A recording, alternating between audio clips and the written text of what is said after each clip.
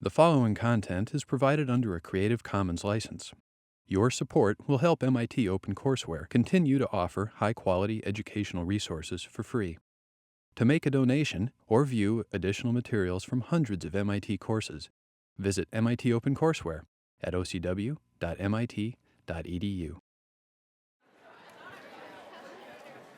Please note that this is a clicker competition, perhaps the last of the year, before you put in your vote for this particular clicker question. And the defending champs are recitation 3. And I believe that no recitation has won more than once. Is that true? Is there a recitation that has 2 victories? So this might be your last chance if your recitation has not won, or if you want to be decisive victors in the clicker competition, to have a repeat victory. This is your chance. No pressure, but go ahead and put in your clicker response.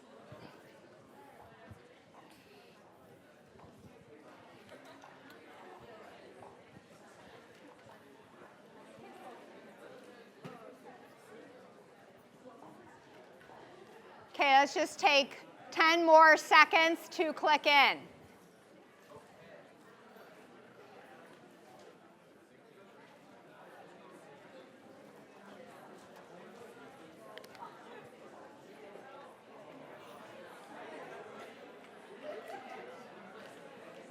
Okay. The answer here is B, and the trick was to recognize which is the equation for first order half-life and which is the equation for second order half-life. Most people got this right. And we picked this clicker question to demonstrate a point that will, for the final exam, which is that you will have an equation sheet of all the equations. There'll be a few you have to memorize. We'll let you know what they are. But that's a lot of equations. So far on each hour exam, you've had an equation sheet that's been related to that particular material. On the final, you have an equation sheet that has the equations from exam 1, exam 2, exam 3, and also the 4th exam material. And so it doesn't say on them, oh, first order half-life equation, colon, and then the equation. It just has all of the equations. So one thing that you have to do is recognize which equation can be applied where. And this is something that people occasionally, that's part of knowing the material, is to recognize the equations. You don't have to memorize them, but you do have to be able to recognize them and know when to apply them. So that's something you should be thinking about as you're reviewing the material for the exam. And we're just going to jump right in and talk about reaction mechanisms. So this is the last part of problems, the last type of question that's on problem set 10. So when you're investigating reaction mechanisms, you often will have an experimentally determined rate law. And then you want to try to come up with a mechanism that's consistent with that rate law. So for this particular reaction,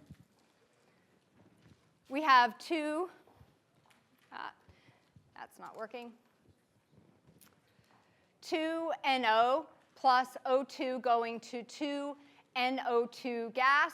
And an experimental rate law is determined. There was a rate constant called K obs for K observed, the observed rate constant that was calculated. And we know that it's that the order of the reactions here, overall, what is the overall order of this particular rate law? 3. So we have second order in NO and first order in O2. So if it's overall order of 3, is it likely to occur in one step? No. What would it be called if it did occur in one step, if 3 things came together at the same time to form a product? Yeah, termolecular. And we learned last time that termolecular reactions are rare. So it's unlikely that those 3 things, the 2 NOs and the 1 O2, are going to come together at the same time to form product, so it probably has more than one step. So on the board here and on your notes, we have a two-step proposed mechanism. And let's talk about these two steps and come up with a rate law that's consistent with this mechanism, and then see if that agrees with the experimental rate law that was determined. So in the first step of this reaction, we have two NOs coming together. There's a little rate constant K1 above the first arrow. And for the reverse direction, we have K minus 1. So this is written as a reversible reaction. And it's forming an intermediate N2O2. In the second step, we have the O2 coming in, reacting with that intermediate with a rate constant K2. And it's forming two molecules of NO2. So now we can write the rates for each of these individual steps. We can write the rate for the forward reaction here. And so that's going to be equal to K1. And we have NO, two NOs, so NO squared. And again, this is a step or an elementary reaction. So we can write the reaction exactly as it occurs. We can write a rate law for that step using the stoichiometry of the reaction. For an overall reaction, you can't do that. It has to be experimentally determined. But for an elementary reaction or a step in a mechanism, you can do that. So we write it exactly as it occurs. So what would be the order of this particular reaction as written here? 2. And what about molecularity? It would be bimolecular. So we're just getting you used to some of these terms. Molecular. All right, so then for the reverse direction, the rate of the reverse direction would be equal to what rate constant? K minus 1 times what?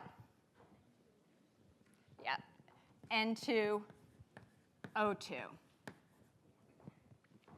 So what's the order here? 1. And what's this called? Yeah. So that's called unimolecular. Oops. Molecular. All right. What about step 2? What would be the rate here? And that is a clicker question.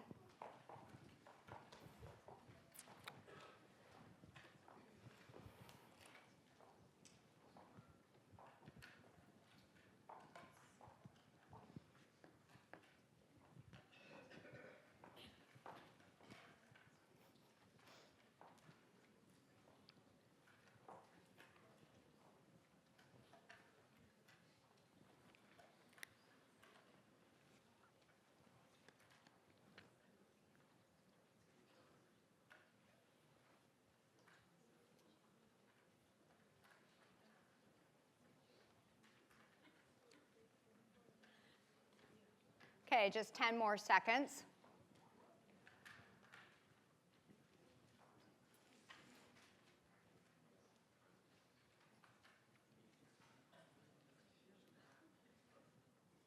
Yep. So we write it exactly as written. So we have the K2 times the concentration of O2 times the concentration of N2O2. All right, so what is the overall order here? 2. And again, that would be the bimolecular.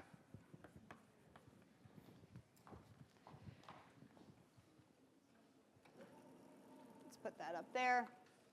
All right, so we have our 2 steps, and we've written rates for all of those particular steps. Now we're interested in writing the rate of the overall reaction that forms NO2. So let's think about what the rate of NO2 formation is. So in the last step, we're forming NO2, and we can just use that last step to write this out. We're forming 2 molecules of NO2. So we're going to put a 2 in there because the rate at which the NO2, the concentration of this will increase twice as much as will decrease this amount. And the book is somewhat inconsistent in its use of 2's in these equations. If you're forming 2 molecules in your last step, there should be a 2, but 2 is not always in the answer key. So what I've done in the past is if you put a 2 and there should be a 2, that's great, but if you don't put it, that's okay too. So I have not taken off for this because the book has not been completely consistent in its use of that. But if you see a 2, and 2 things are being formed, you know where that comes from. So 2 times K2, that's the rate constant of that last step, and that we're talking about the concentration of O2 and the concentration of N2O2. So we're writing out just that last step there with the 2 because 2 molecules of NO2 are being formed. But we're not done with this. We can't use this because it has an intermediate term in there. And if we're going to write the rate of a reaction, the rate of product formation, we can't have any intermediates in our equation. We need to solve it in terms of products and reactants. So we need to solve for N2O2. So we need to solve for the concentration of N2O2 and substitute that into our equation. So we need to solve for it in terms of products and reactants. So we need to think about how this intermediate is formed, and we need to think about how the intermediate is decomposed, and we need to think about how this intermediate is consumed. So the net formation of N2O2 is going to be equal to the rate at which it's formed. So the rate at which it's formed. What step is it formed in, the intermediate formed in? It's in step 1 in the forward direction. So the rate at which it's formed is K1 times NO squared. So that's the forward rate of the first step. Then we need to think about the rate at which it's decomposed. What step does the intermediate decompose in? Right, the reverse of the first step. So we're going to put a minus sign here, and K minus 1 times the concentration of the intermediate. And then we also want to think about the rate at which it's consumed. And it's consumed in the second step. So that's K2 times the concentration of the intermediate times the concentration of O2. So that's the net formation. And now we can use something called the steady state approximation. And the steady state approximation is used in all sorts of kinetics, including enzyme kinetics. And it can be phrased 2 different ways, which are equivalent. You can say that the steady state approximation is that the net formation of the intermediate equals 0, i.e., this is the net formation of the intermediate. So this entire equation equals 0. Another way to say it is that the rate of formation of the intermediate equals the rate of decay. So that's saying the same thing, that this term is going to be equal to those 2 terms. That's saying the same thing. So if we can set this whole equation equal to 0, then we can solve for the concentrations of the intermediates in terms of the rate constants and the concentrations of the reactants and the products, which is what we need to do. So let's do that. So we can rearrange this expression now that we have set equal to 0. Put that up there. And so we can bring N2O2 over to one side. So we have our intermediate on one side, and then we are going to have K minus 1 and our little K2 times the concentration of O2. And so that is the rate in which the intermediate is decomposed and consumed. And that's going to be equal to the rate at which it's formed, which is another way of expressing the steady state approximation. So we've just moved the decomposed and consumed to one side, and we have the rate at which it's formed on the other side. And now we can easily solve for the concentration of the N2O2. So we're going to do that over here. So that's now going to be equal to our K1 times NO squared over K minus 1 plus K2. Let's put this up a little bit. K2 times the concentration of O2. So now we've just solved for N2O2, our intermediate, in terms of our rate constants and in terms of our reactants. So that's good. Now we need to take this and substitute it back into here. And if we substitute it back into here, let's do that over here. So now we'll have K2 times K2. We'll also have a K1 term. We're going to have, we have NO squared. We also have an O2 term from over here. And this is all going to be over K minus 1. A little bit. K minus 1 plus K2 times our concentration of O2. So we've just substituted that term in here, and now we have a new expression for the rate of our product formation, and that's lovely. Except that it doesn't agree with the experiment. So we have a problem. In the experiment, there's NO squared and O2, but there is no O2 in the bottom, so something is going on. So that means that our reaction as written, which didn't have any fast steps or any slow steps, is inconsistent. If you write a mechanism for this, if you write a rate law for this, it's inconsistent with the experiment. So we need to do more to our proposed mechanism. We need to add fast steps and slow steps until we can write a mechanism that agrees with the experiment. And so if we want to do this, we're going to assume now we can try that the first step is fast and the second step is slow. So let's talk about this slow step and what happens if you have a slow step. So I'm going to introduce this term of rate determining step. So the slowest step in an elementary reaction is going to determine the overall rate, if it's slow compared to the other steps. And so the overall rate, it can't be any faster than that slow step, and that slow step is going to govern how fast the overall reaction is. All right, so let me give you an example of this.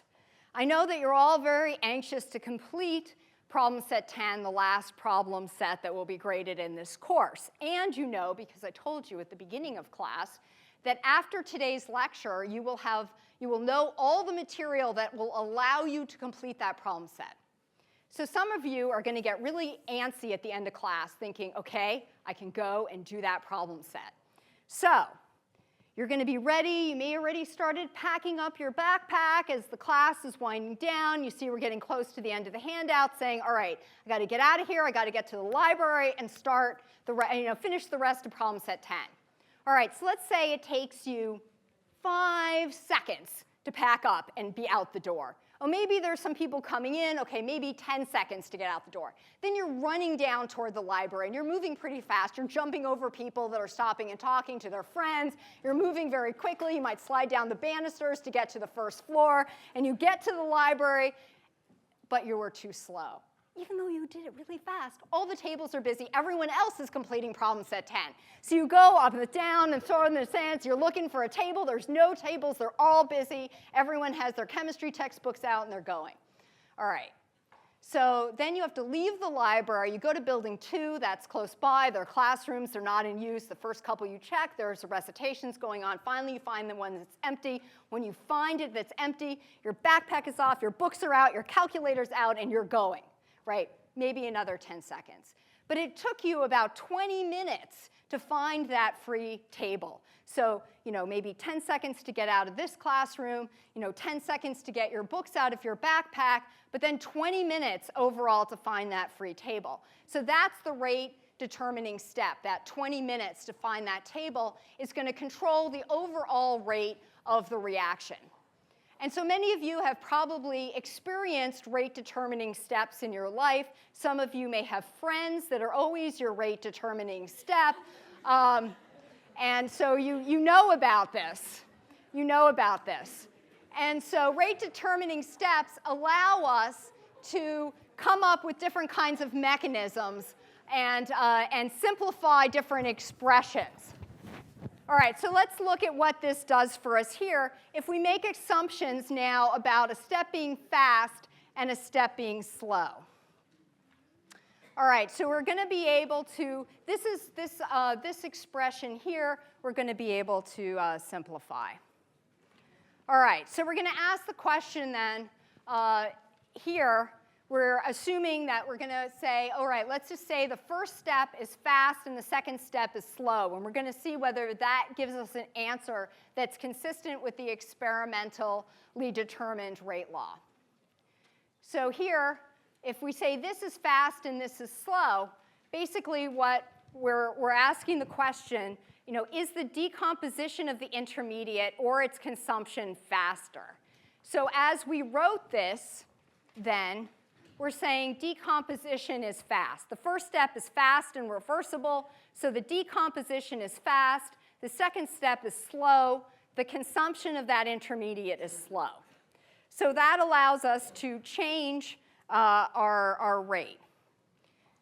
So what we're then saying in terms of, here's the words, here's sort of the equations, we're saying that this term here, this k minus 1 times the intermediate term, is a lot bigger, because this is faster than this. This is slow. The rate of consumption is slow. So k minus 1 is going to be a bigger number than k2 times O2.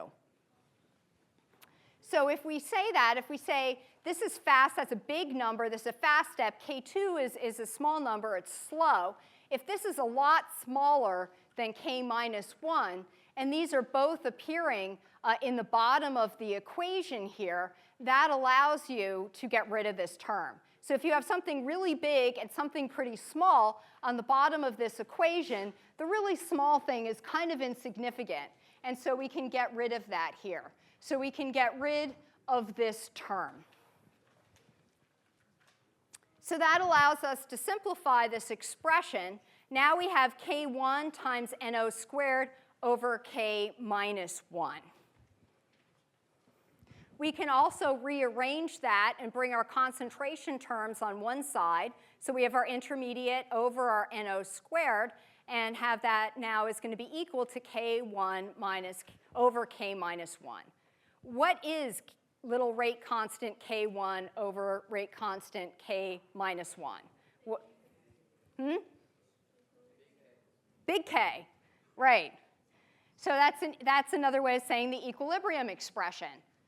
So it's the equilibrium constant for the first step is equal to k1 over k minus 1. So basically, what we're saying then, if we have the first step being fast and reversible and the second step being slow, we're saying that the first step is really in equilibrium. So what allows us to say that?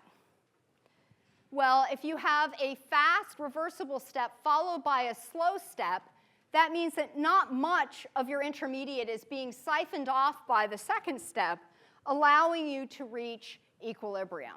So you can think about that in terms of this plot here. If you have reactants going to intermediate, and this is fast and reversible, so they're going back and forth, fast, reversible, and then very, very little of that intermediate is getting siphoned off. This is very slow. So very, very little of this is being siphoned off to products.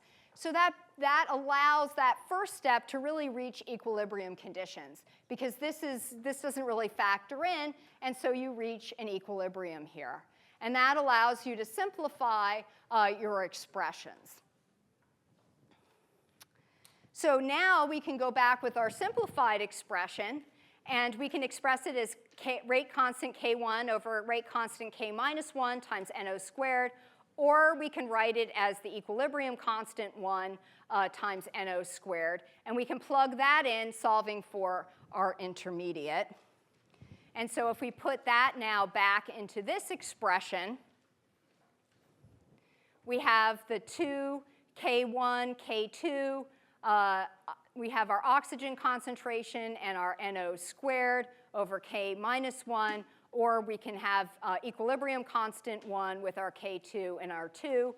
And now we're consistent. If we realize that the K observed that was given in the experimental rate law is a combination of all of our K terms. So it's a combination. You can't, at least in this experiment, you weren't able to come up with the individual rate constants. They just came up with an overall observed rate. And so that's all of our terms in there. And so if we put that in here, we realize that this is consistent with the experiment.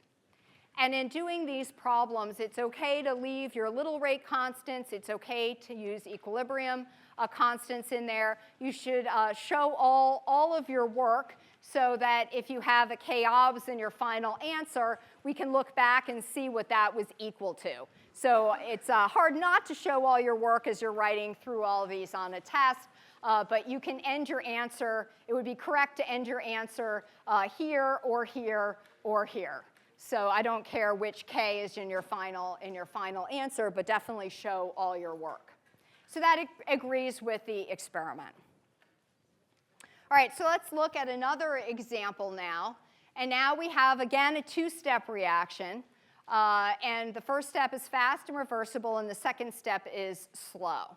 So with those predictions of the mechanism, let's just go right through and try to solve for the rate here without going through all of the steps we did the first time, and see if we can do this more efficiently. And again, this is a reaction with ozone, and depletion of ozone is a major problem that will be facing us, that has faced us, and will continue to face us in the future. All right, so let's first think about the rates of the individual steps. So the rate of the forward reaction here is going to be what? Just yell it out. Yep.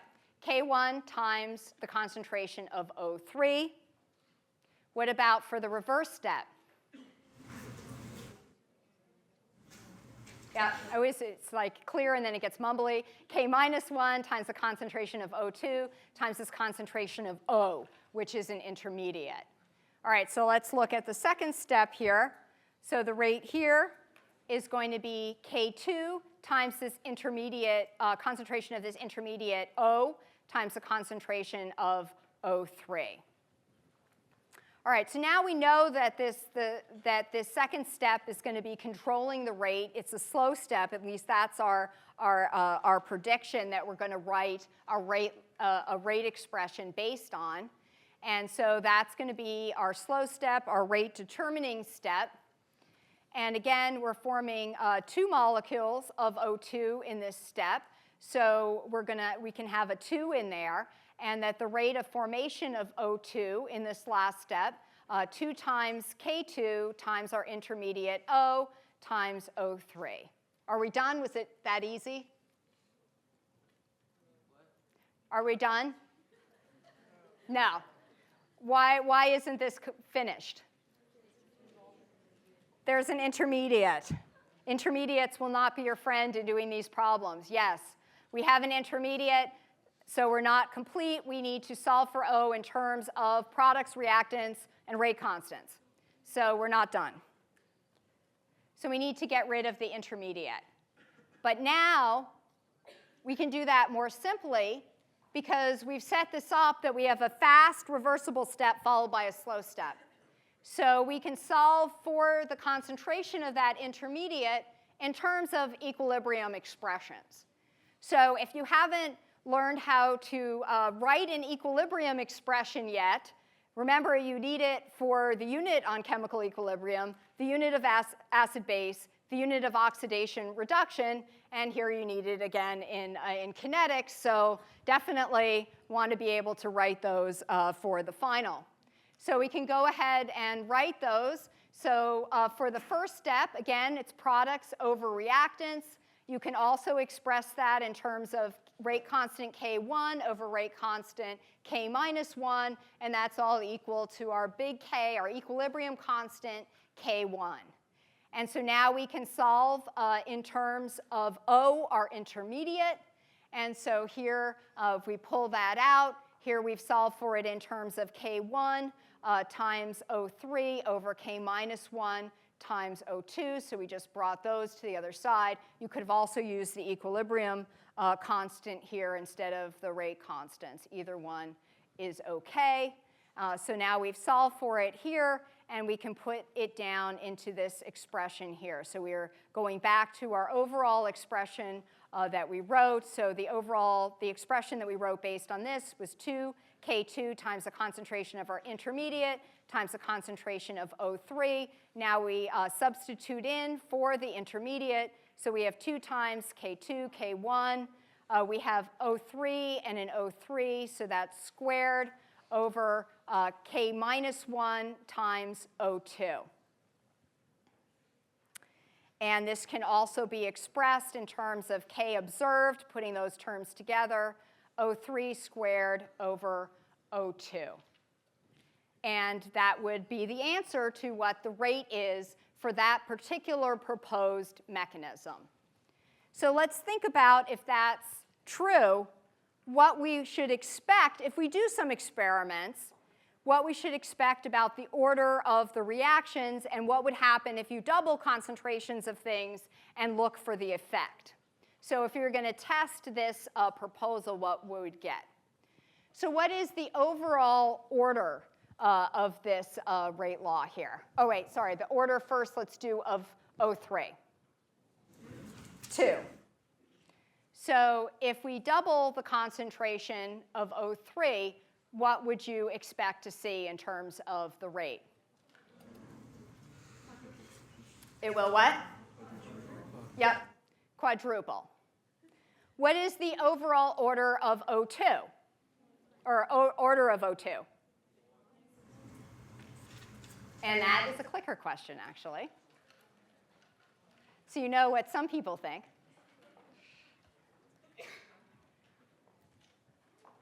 And not only tell me the order, but tell me the effect of doubling.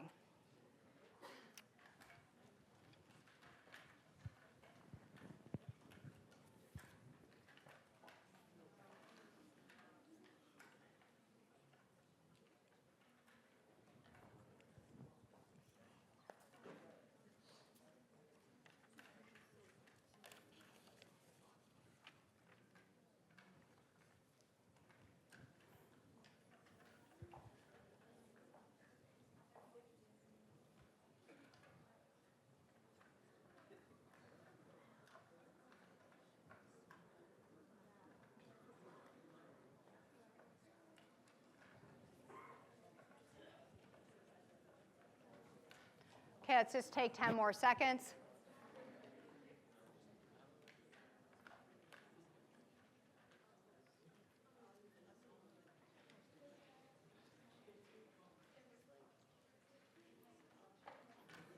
Very good. Okay.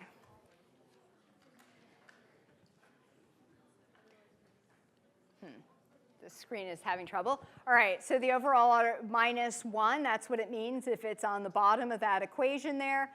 And so if we double it, then it should half. So overall, then, what is the order of the reaction? It's 1. And so remember, you can sum up the order of the individual ones to get the overall order. So the overall order is 1. And what about if you double both things? What's going to happen to the rate?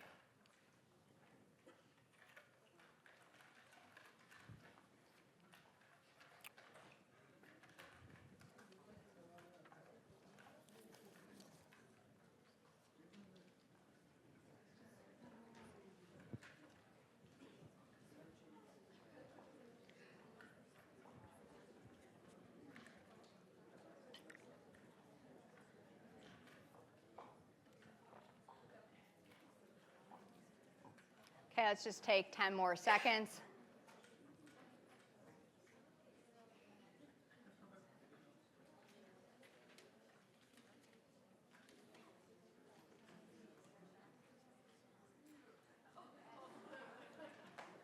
Okay, people are doing quite well on this.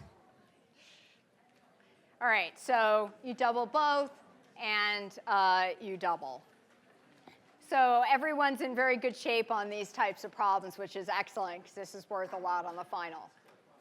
All right, so let's do a final example. And in this case, we're given an experimental rate law, which is up here, K observed times the concentration of NO and the concentration of Br2. And we want to figure out from this, we look at if we have one step is being fast and the other step is being fast, and see which would be consistent with this experimentally determined rate law. So these are some of the types of problems you have. You're given an experimental rate law and say, tell me which step has to be fast and which has to be slow to have a rate that's consistent with the observed rate. So in this reaction, we have 2NO plus Br2 going to 2NO-Br. So if we write this in the first step, we have NO plus Br2 going to an intermediate NO-Br2 with forward rate constant K1 and reverse rate constant K minus 1. And in the second step, we have the intermediate interacting with another molecule of NO, forming two molecules of NO-Br, our product. So let's consider what the rate of the forward reaction is here. And so that would be, you can yell it out, K1 times, yes, excellent. And for the reverse reaction then, we're going to have our K minus 1 times our intermediate concentration. Now we can look at step 2, where our intermediate is being consumed, and the rate would equal then K2 times the concentration of the intermediate NO-Br2 times the concentration of NO. All right, so we know nothing now about fast or slow steps, so we can write the formation of our product just in terms of this second step. And again, there are two molecules being formed, so we have a 2, and 2 times this rate for this second step, K2 times intermediate times NO. So again, now we have an intermediate that we have to get rid of. We can't have an intermediate in our final expression. But we can't use the equilibrium constant right now because we don't know anything about what are the fast or the slow steps. So we're going to write it the long way with no assumption about fast or slow steps. So to do this, so we have our intermediate, and so we're going to solve for it in terms of products and reactants. So we're going to write about the change in the concentration of that intermediate. So the intermediate's being formed in the first step. So we first write the rate at which it's being formed. So it's being formed here. So that's K1 times NO times the concentration of Br2. So this is how it's being formed. And then we're going to consider how it's being decomposed. And you told me before it gets decomposed in the reverse of the first step.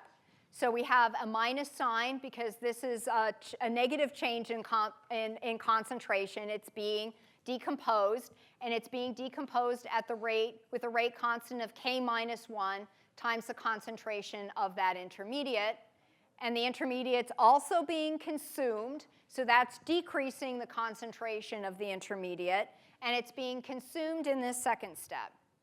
So it's being consumed here with the rate constant of K2 times the intermediate times NO, so that second step. So this is how we write it if we don't know anything about the rate at which, what's slow and what's fast. So this will always work to write things this way. So that's the overall change in the concentration of the intermediate, how it's being formed, decomposed, and consumed. Now we can use the steady state approximation, and you can always use the steady state approximation in these problems, and that says that this net change is going to be equal to 0. So the steady state approximation then lets you set this entire term equal to 0. And sometimes a question you might get is to say what the steady state approximation is. So you should be able to articulate that in words as well as use it on a problem. So now we can set this all equal to 0, and we can solve for our concentration of our intermediate. So rearranging this then, bringing our intermediate terms on one side of the expression, and again, here's the rate at which it's decomposed and consumed being equal to the rate at which it's being formed. And we can pull out our intermediate, so then that's times k minus 1, k2 times NO, and that's equal to the rate at which it's being formed. And so now we can take that, divide by that term, and we get an expression for the concentration of the intermediate in terms of our reactants and our rate constants. So now we need to plug that back in to the original equation that we had. So this is what we solved for, and now we can put it into here. And if you rearrange that, we have the 2, we have the K1, we have the K2, we have an NO here, we have an NO there, so it's squared, Br2 here, and then on the bottom we have K minus 1 plus K2 times NO. Okay, so that's great, but that's not consistent with the experimentally determined rate law. So something has to be fast and something has to be slow.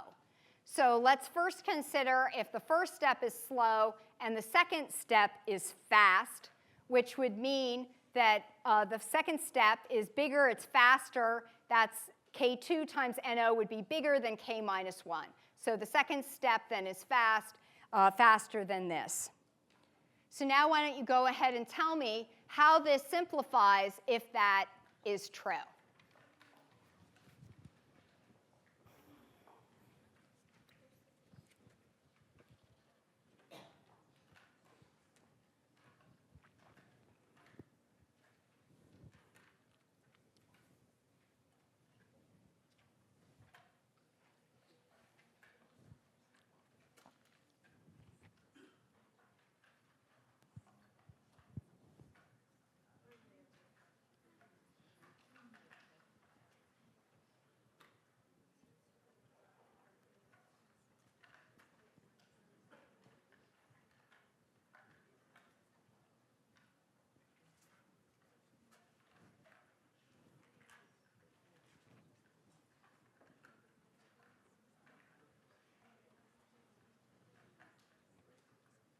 All right, let's just take 10 more seconds.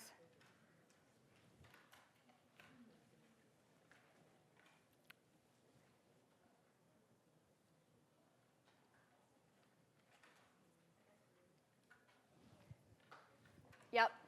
All right, let's look at why. All right, so that's the answer, and let's consider why.